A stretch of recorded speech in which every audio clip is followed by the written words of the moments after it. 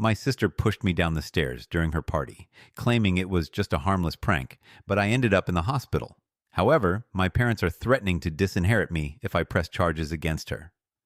A week ago, as I carefully leaned against the doorframe of my room, I tried to calm myself and gather the strength to make a decision that had been tormenting me for days. My younger sister Leah had organized a party to celebrate her recent promotion, and my parents had kept insisting that I attend. It's important to her, they told me, as if I didn't already know. But how could I explain to them that there was something bigger, something I hadn't yet shared with anyone, that was keeping me out of family gatherings? I am pregnant. 4 months of a dream that my husband, Leon, and I have been pursuing for years. It was a road full of obstacles, of nights in which we looked at each other in silence, afraid to verbalize our greatest insecurities. What if it never happened? What if our desire to start a family remained an unfulfilled promise? So when the test finally came back positive, it was like the whole world stopped. It was a miracle, one we could hardly believe. However, our joy was tinged with constant fear. I've suffered loss before, and each week that passed without problems was a small triumph, but also a reminder of our fragility. That's why we decided to keep it a secret, even from the people closest to us. We didn't want to share our happiness prematurely, only to have to take it back later. We needed time to process it, to feel safe before letting the world know. My parents and Leah had no idea about my pregnancy. Sometimes I felt guilty, especially because my family has always been about celebrating every victory together, big or small. But the emotional weight of it all had me exhausted. I needed space, silence. So for months I had avoided family gatherings, making excuses to stay home. Leah, for her part, had her own reasons to celebrate. Her life hadn't been easy since last year, when her perfect world fell apart the night before her wedding. Her fiancé had betrayed her in the worst possible way. And not only that, but he didn't even have the courage to confront her. It was one of his friends who, with a pale face and nervous words, told him that the marriage was off. The shame and pain affected us all, but especially Leah, who spent months trying to rebuild her life. Since then, she had thrown herself into her career, working tirelessly as if her professional success could fill the void her ex had left her. That's why this promotion meant so much to her. It was not just a work achievement, it was proof that I could move forward, that I was strong and capable. When Leah called me, her voice sounded excited, almost pleading. "Please come. I haven't seen you in so long," he said. My parents insisted too, reminding me how much it would mean to her for me to be there.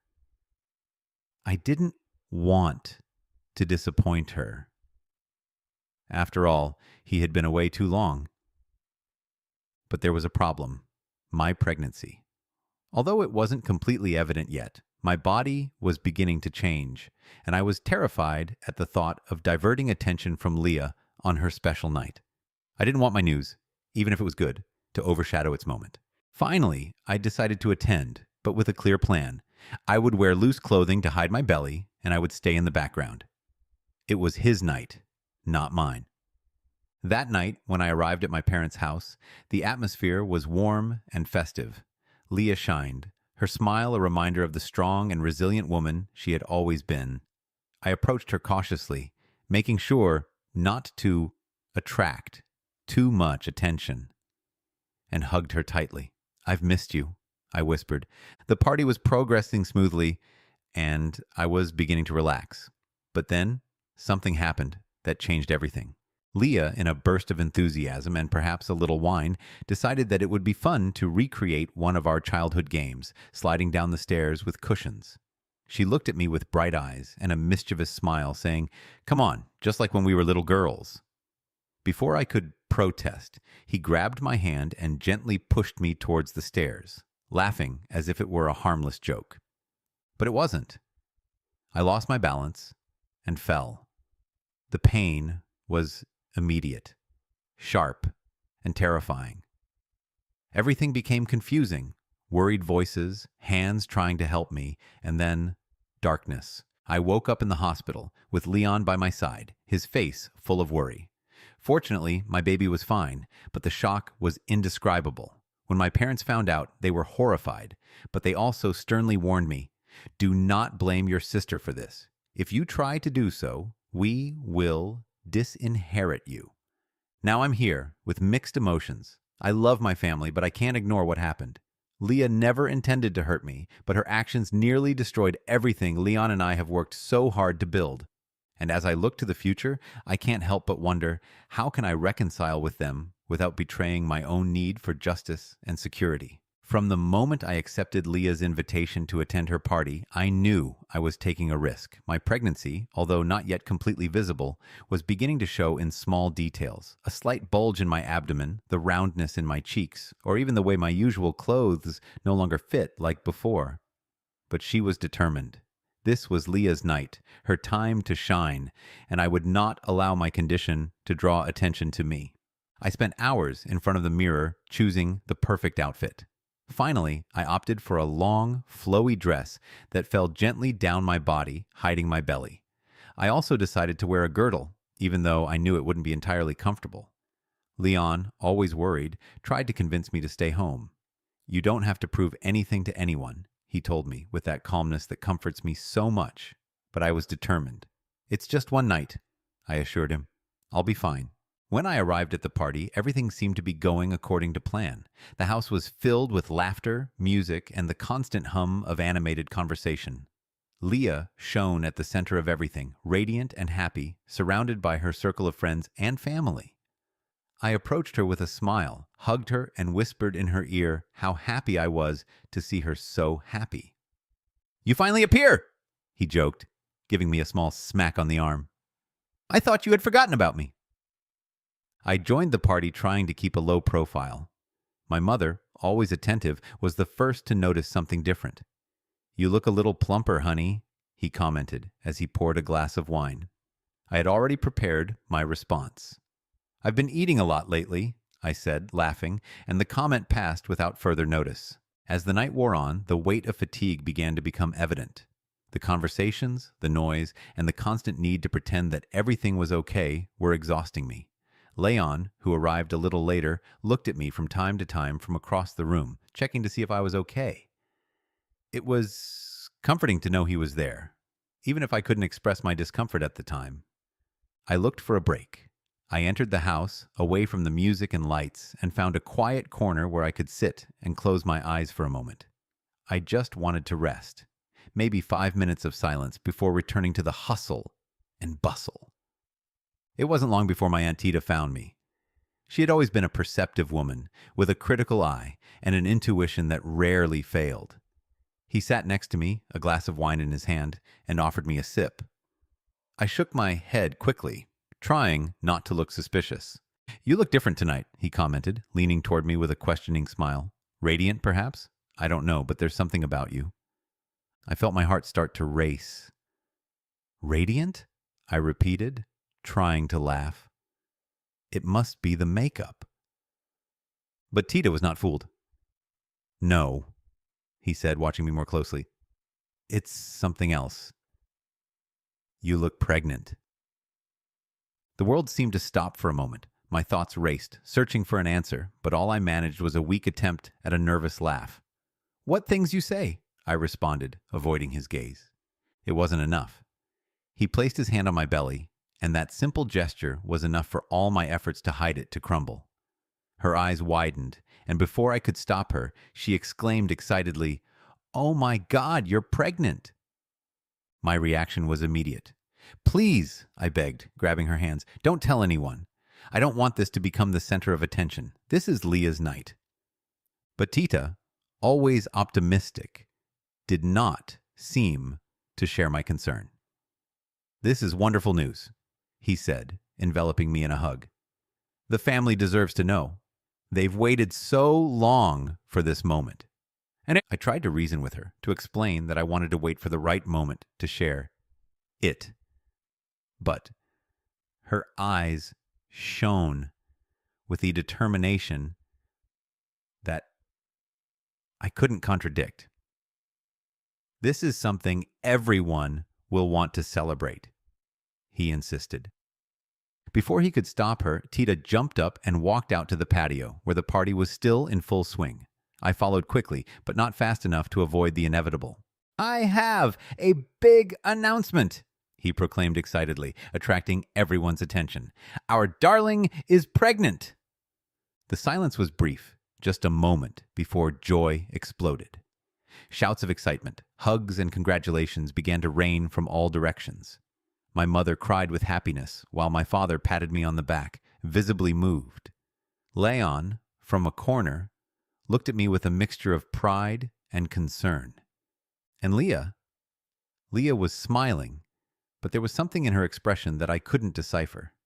It wasn't resentment, but it wasn't pure joy either. On the outside, I tried to maintain my composure, acknowledge the congratulations, and participate in the celebration. But inside, I felt a mix of emotions. Tonight wasn't supposed to be about me. Leah had worked so hard, she had gone through so much pain, and she deserved this moment to be hers alone. As everyone continued to celebrate, I couldn't help but feel like something important had been lost. For a moment, the patio was plunged into an almost surreal silence. Everyone was processing what my Aunt Tita had just announced. Then, as if someone had flipped a switch, the party erupted into a whirlwind of emotions. My family flocked to me, surrounding me with hugs, congratulations, and laughter. Tears glistened in my mother's eyes, who held me with a mixture of amazement and joy. My father, always more reserved, also had red eyes as he patted me on the back. Leon, who was trying to stand firm by my side, was dragged into the center of the celebration. My family congratulated him profusely, applauding this new chapter in our lives as if it were a collective victory. They all knew of our past hardships, of the losses we had faced, and their happiness seemed amplified by relief that we had finally reached this moment. However, as I smiled and tried to reciprocate everyone's enthusiasm, something inside me felt off. This was not the time or place I had planned to share my pregnancy. I had imagined something more intimate, a quiet, private moment where I could tell my loved ones when I felt ready. Instead, everything had been abruptly exposed on a night that was supposed to be exclusively to celebrate Leah. As I searched for her in the crowd, my heart sank. There he was, standing at the buffet table, a glass of wine in his hand, and a weak smile he could barely sustain. He did not participate in the celebration. She avoided any eye contact with me, as if she were trapped in an invisible corner of the party. With a knot in my stomach, I approached her. "Leah," I began in a soft tone. "I'm so sorry. I didn't want this to happen tonight. I had no intention of stealing your moment." Leah took a deep breath, as if trying to contain something bigger than her words. Finally, he spoke. "Why didn't you tell us anything before?" His question was loaded with something deeper than simple curiosity. I tried to explain to him that I didn't feel ready, that I planned to announce it later when I was sure everything was going well. But his gaze remained cold, and his lips curled into a bitter sneer before he said, "Whatever. I guess you already got what you wanted." His words fell like a bucket of ice water. My throat closed, and for a moment I didn't know what to respond. Before I could say anything else, Leah took another sip of her wine and walked away, leaving me standing in the middle of the room with the weight of her disapproval hanging over me. The rest of the night passed amidst a flurry of unsolicited advice on how to be a new mother. Family and friends shared anecdotes and recommendations, all talking at the same time while I nodded distractedly. But my mind was somewhere else, trapped in the distant gaze of Leah, who was watching me from the other side of the room.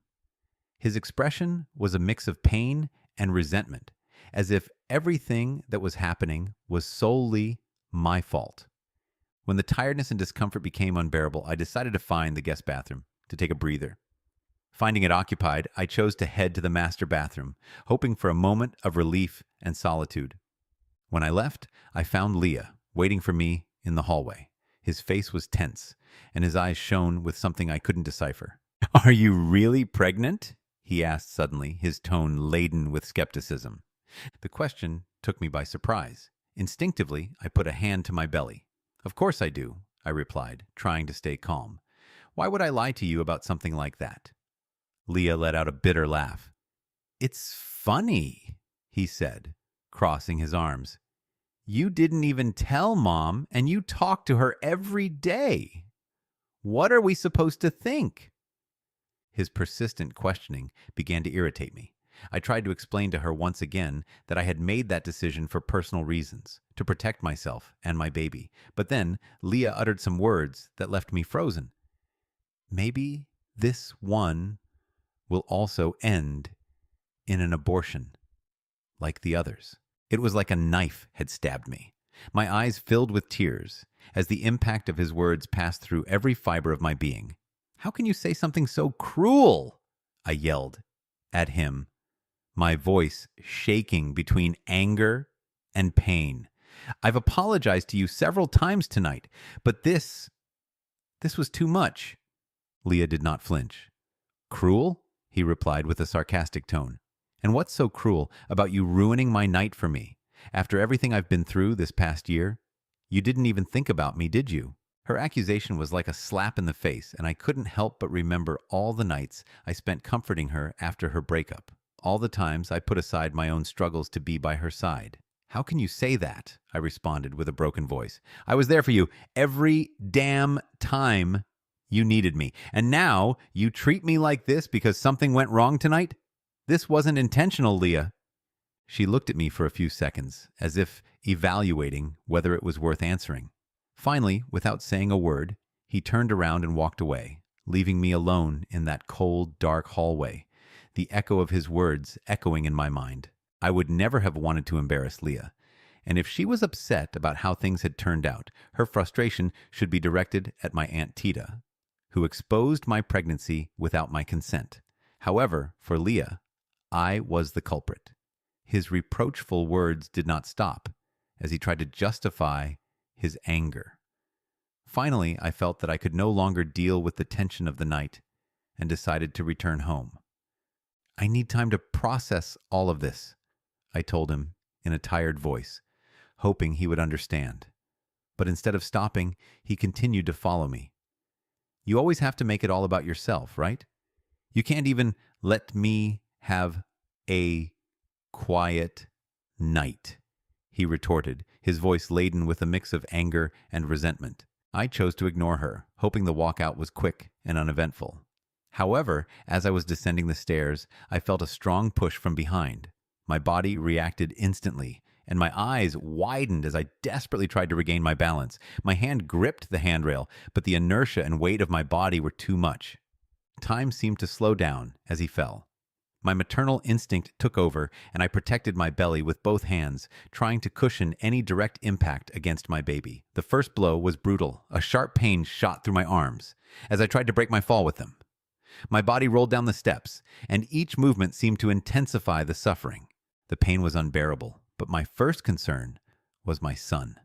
As I lay on the floor at the bottom of the stairs, tears welling up in my eyes and a cry for help escaping my lips, my mind could think of nothing but the safety of my baby. The commotion attracted everyone present.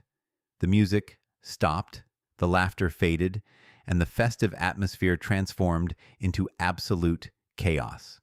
My family's faces appeared one by one, all filled with worry and confusion. Leon was the first to reach my side, his face contorted with fear. He held me down carefully, looking for signs of seriousness in my wounds. Between sobs and broken words, I managed to say, "It was Leah. She pushed me." The silence that followed was deafening. Everyone turned to her, who remained motionless at the bottom of the stairs. His face was pale, his eyes filled with tears, but he said nothing. "How could you?" Leon shouted, his voice shaking with fury as he approached Leah. My mother, visibly shocked, grabbed her by the shoulders and demanded an explanation. Leah finally broke the silence, confessing through tears, "I didn't think about it. I was upset. I didn't know what I was doing." His admission fell like a bomb in the room. The weight of his words felt like an irreparable betrayal. My mother held her as she cried uncontrollably, but I could barely stay conscious. Pain and shock enveloped me, dragging me into a dark void. In the distance, I heard Leon's voice, urgently calling for emergencies. His words seemed distant, as if they were coming from the bottom of a tunnel. Shortly after, the sound of sirens announced the arrival of the ambulance. I felt hands moving carefully, voices trying to calm me, but everything faded into a confusing blur of noise and darkness. When I opened my eyes, I was in a hospital room. The light was dim, and my whole body ached. I looked to my left and saw Leon, asleep in an uncomfortable chair, his face marked with worry. "Water," I whispered, my throat dry as the desert. Leon woke up immediately, filling a glass and helping me drink. "What happened?" I managed to ask, my voice barely above a whisper. Leon took a chair and sat next to me. "You passed out from the pain," he explained, his voice shaking. "You broke both arms. The doctors said you'll need casts for at least 6 weeks to heal." My next question was inevitable. "What about the baby?" Leon looked at me tenderly, and his words were a balm for my soul. "It's okay. They checked it several times. There was no damage." A wave of relief washed over me, and silent tears rolled down my cheeks. But the relief did not last long. Leon continued telling me what had happened after the accident. "The family is furious with Leah. They want her to pay for what she did. They even talked about calling the police." I was stunned. Although I understood her anger, I couldn't imagine my own sister facing criminal charges. "What happened to Leah?" I asked. "He's at home with your parents," Leon replied. "The police took statements from everyone, but they need your version to proceed." I felt a mix of emotions: anger, sadness, and an immense sense of betrayal. I would never have imagined that my own sister would do something so reckless, something that could have endangered not only my life, but also that of my son. As I looked out the hospital window, with the dim morning light filtering through the curtains, I knew things would never be the same. Leon took my hands gently but firmly, looking me directly in the eyes. His voice was low but full of determination. "Love, you need to separate your feelings towards Leah from what really happened. What she did has no justification, especially with you pregnant. This could have ended much worse." I tilted my head, trying to process his words. I still found it hard to believe that my own sister had done something so cruel. The physical pain in my arms paled in comparison to the emotional blow of knowing that someone so close to me had endangered my life and that of my son. "I want to talk to her first," I said to Leon, my voice cracking with a mix of sadness and confusion. "I need to understand what made her do something like that. Maybe it was a moment of madness. Maybe she regrets it." Leon nodded, although he did not share my optimism. He took out his phone and dialed Leah's number, then handed me the device. I felt a knot in my stomach as I waited for him to respond. "What do you want?" he finally said, his voice strained on the other end of the line. "Leah," I began, trying to stay calm, "I just want to know why you did it. What made you push me?" There was a heavy silence before he let out a sigh. Her response was harsh and full of resentment. "I'm tired of you always being the center of attention in our family. You have a husband, now you're pregnant. You have everything. Why did you have to steal my night too? It was my moment. And as always, you ruined it." His words were like daggers. Before I could respond, he continued, his tone more defensive now. "Pushing you was just a stupid joke. I didn't even think you were really pregnant. How would I know? I didn't want it to become a big deal." The air escaped from my lungs. A joke? How could he describe something so dangerous like that? But it wasn't over. "I've been through so much since my ex stood me up. And for you to just show up with all your happiness, showing off how perfect your life is, was too much. Maybe next time you'll think twice before humiliating me." I remained silent, completely stunned. There wasn't even a hint of remorse in his voice, just an attempt to justify the unjustifiable. Before I could articulate a response, I heard my mother pick up the phone. "How are you, daughter?" my mother asked in a worried voice. I hadn't realized that she was with Leah while we were talking. "The baby's fine," I responded quickly, adding, "My arms are broken, but I'm more worried about what Leah did. We need to talk about that." My mother sighed, and her tone changed to one of pleading. Please, daughter, do not report this to the police. It was a stupid mistake. Leah was not at her best. Ever since your pregnancy was revealed, she has been crying nonstop. I felt anger begin to boil inside me. Are you really defending what he did? I asked him, my voice rising in pitch. He hasn't apologized to me even once. What kind of excuse is that? My mother continued, her words reeling with emotion. Your sister is going through a lot. She hasn't been the same since her breakup, and this situation made her feel like she was losing everything. She's your sister. These things happen between sisters. But this time it was different, I exclaimed. He pushed me down the stairs. This isn't just a sister fight. I could have lost my son. My mother tried to defuse the situation. I promise we will talk to her. Your father and I will make sure this never happens again. But please, don't turn this into something bigger. It's not worth fracturing the family over a mistake like that. I took a deep breath, trying to stay calm, but my mother's words couldn't convince me. My mind was filled with memories of the times I'd been there for Leah, supporting her in her darkest moments. And now, instead of remorse, he only received accusations and excuses. Before I called you, Mom, I was confused about what to do, I said in a firm voice.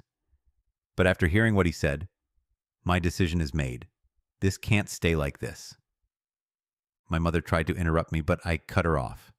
Leah needs to understand the consequences of her actions. Not only did she endanger my life, but also my baby's. I can't ignore that, and you shouldn't ask me to. Leon, who had been listening, nodded silently, showing his support. I knew making this decision would be difficult, but I also knew it was the right thing to do.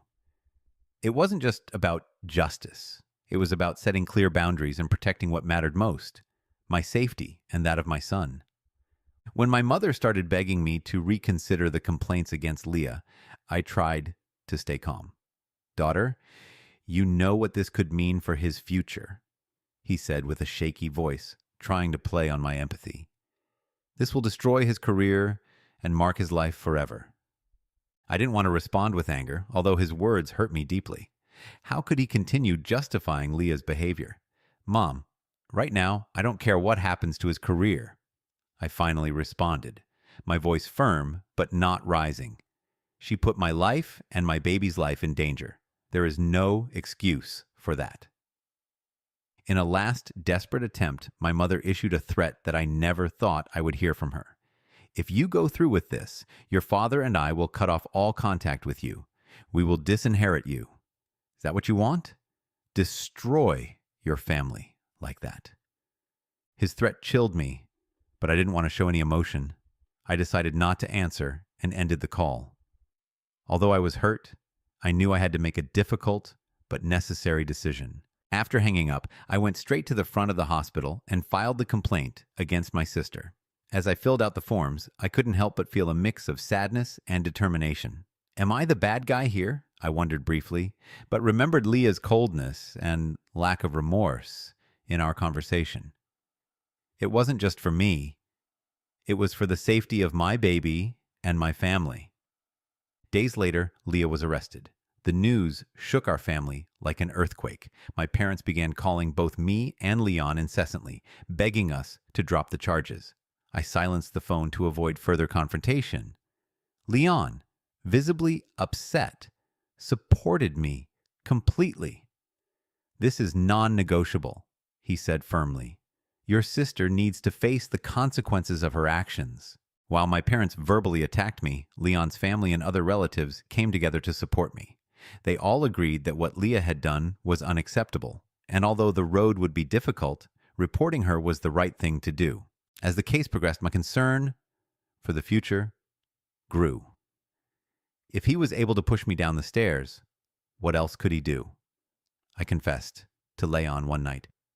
We decided to file for a restraining order to make sure Leah couldn't come near us or our baby once she was born. A month later, Leah was sentenced. His lawyers, paid entirely by my parents, managed to reduce the sentence to probation, since it was his first offense. However, the judge was not lenient in the terms. Leah would have to pay my medical expenses, attend 6 months of mandatory therapy, and report regularly to a probation officer.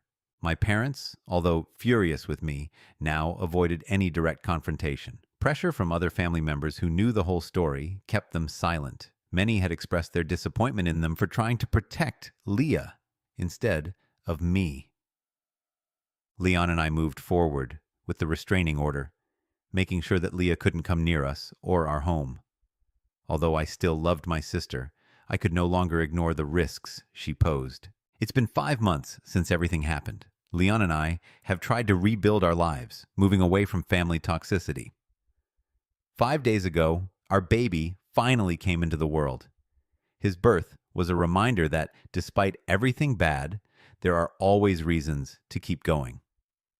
We were settling into our new routine as parents when one night, while making dinner, I heard a knock on the door. When I opened it, I found my mother standing in the doorway. His face showed a mix of emotions: sadness, hope, and a touch of despair. "I couldn't stay without meeting my grandson," he said, his voice shaking as he tried to enter. When I opened the door and saw my mother, her enthusiasm seemed completely misplaced. With a broad smile, he began to speak quickly, as if trying to fill the gaps of the months of silence with empty words. "We're so excited to finally be grandparents," he said, completely ignoring everything that had happened. He mentioned that my father was on his way with wine and gifts for the baby, as if we were about to have a joyous family reunion. Leon and I looked at each other in disbelief. Did he really think he could just show up unannounced and act like everything was fine? Did she believe that the birth of my son erased the pain, the betrayal, and the months of isolation that she herself had chosen? I took a deep breath, trying to maintain my composure, and reminded him that we hadn't spoken in 5 months. "You decided to support Leah instead of me," I said calmly. "And now you're here, acting like nothing happened." Leon, who is normally the calmest person, intervened firmly. "You lost the right to be a grandmother the moment you decided not to be a mother to my wife," he said, his words filled with a mix of pain and determination. Instead of protecting his daughter, he protected the person who put her in danger. That is not forgotten. My mother looked uncomfortable for a moment, but soon her expression changed to a mix of anger and defense. "What happened is in the past," he replied in a strained voice. "You can't just cut his father and me out of the boy's life. We are family, and that doesn't break." Leon stood his ground. "This is our child, not yours. We decide who comes into your life, and we're not comfortable with you guys being around after everything that happened." My mother tried to justify Leah, mentioning that she had been diagnosed with depression and was working on getting better. "She feels terrible about what she did," he said, "and with the birth of the baby, we could be a happy family again." I frowned, feeling frustration begin to boil inside me. "This is not something that can simply be forgotten," I responded. "Leah made decisions that almost destroyed my life, and that of my son. It is not something that can be swept under the rug." Now, just when the situation seemed like it couldn't get any worse, my father arrived. He got out of the car with a carefree smile, carrying a large bag of gifts and a bottle of wine.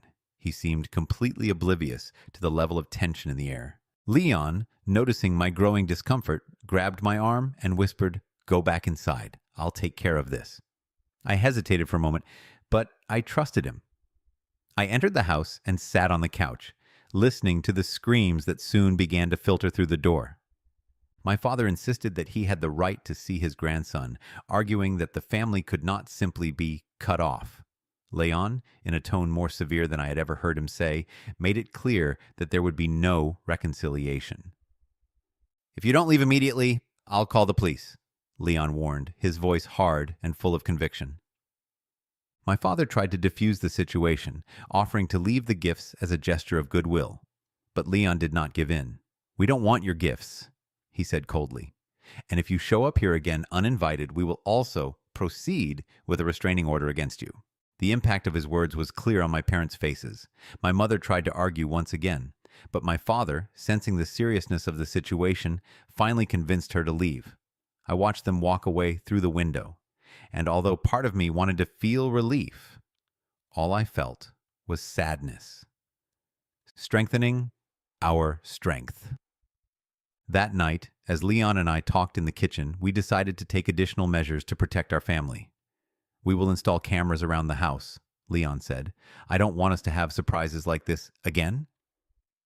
I nodded, grateful for his unwavering support. Through it all, he had been my rock during the darkest times. I looked at our son asleep in his crib and felt a mix of love and determination. I would do whatever it took to protect him, even if it meant cutting ties with those who were supposed to be my family.